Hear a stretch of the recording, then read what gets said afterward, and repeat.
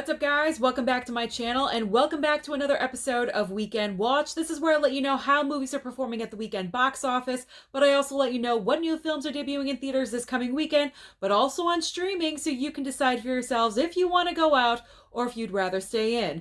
Now, this past weekend gave us a glimmer of hope that the box office has potential to get better in the future. It's been looking pretty bleak the past few weeks, but with Free Guy, we finally have some hope on the horizon. As predicted, Free Guy was #1 at the box office, but it was predicted to only make between $15 and $19 million. However, this movie has exceeded our expectations because it is in theaters only. It ended up making $28 million. Now, this is nothing to woohoo and really celebrate, but like I said, it's a glimmer of hope, and worldwide, this movie has already made $51 million.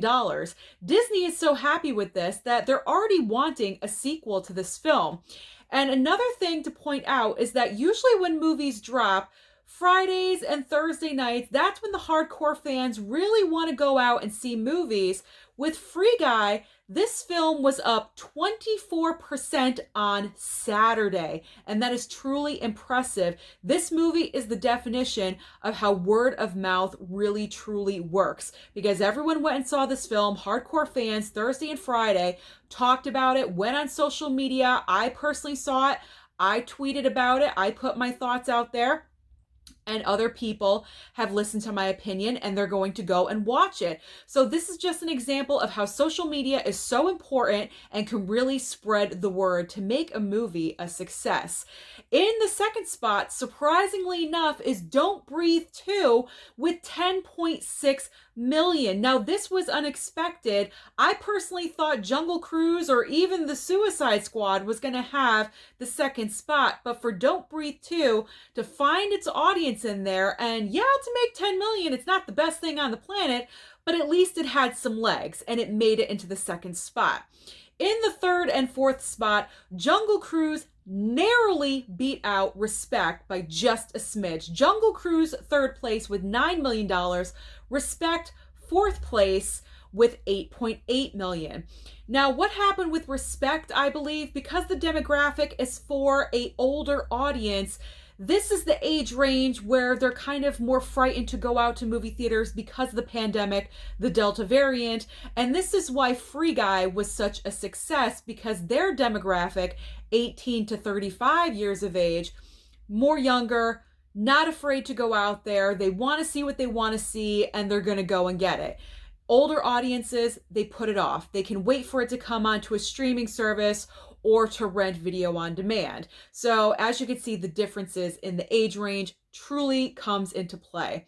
Now, unfortunately, in the fifth spot, The Suicide Squad. Oh, The Suicide Squad. This is a victim of the HBOMAX curse. It dropped 70%, only made $7.75 million. I am so disappointed for The Suicide Squad because I just wanted better for this film. It's not the perfect movie by any means. There are flaws in it, but it is light years ahead of the first film. James Gunn really put in his heart and soul, you can tell, and he wanted to make this movie his own, and he did, and it really shows. And it's just unfortunate that this film is getting lost in the shuffle of what is going on. All of these movies coming out at the same time is really going to cut your audience in half. All of these elements, the HBO Max, Delta variant, everything, all those combinations just really sunk this movie at the box office, and it's really unfortunate to see. But some good news, we have to praise F9. Now, I'm not the biggest fan of this film. However, I'm not going to deny a film credit where credit is due, because F9 is officially the highest earning movie, Hollywood movie, of the pandemic era, with $681 million worldwide. That is truly impressive.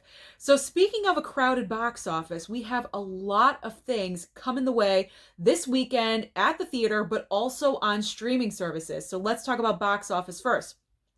We have 4 new movies.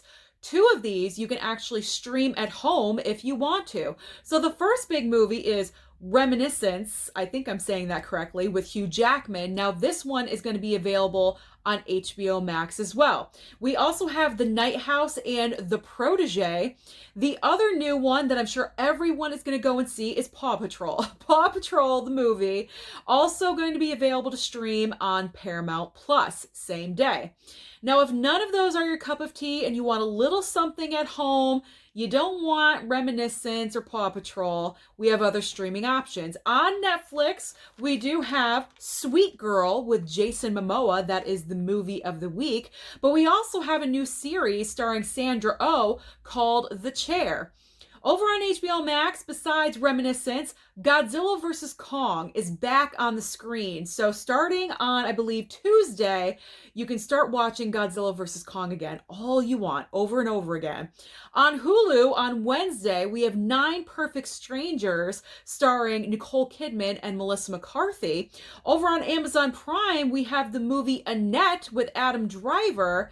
And then, like I mentioned, Paw Patrol on Paramount Plus.